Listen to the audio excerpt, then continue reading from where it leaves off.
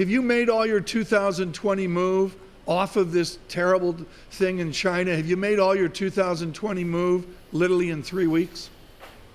No, is probably the answer to that. And, I think the uncertainties are still there in terms of what's happening.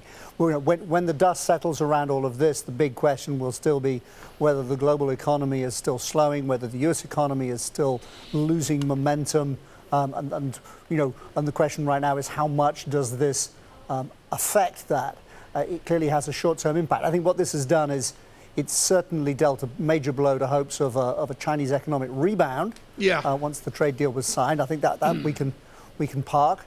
But the biggest issue for global economies will be on your side of the Atlantic.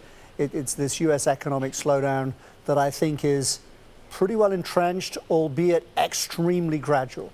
Then what is your dollar call right now? I mean, I understand it's a moving target. This morning we were above 98 on DXY. We dipped below that right now, 97.84 on that blended big market index, ex-China as well. Can you establish a belief in the dollar here, or do you do what the adults do and just stand aside given crisis?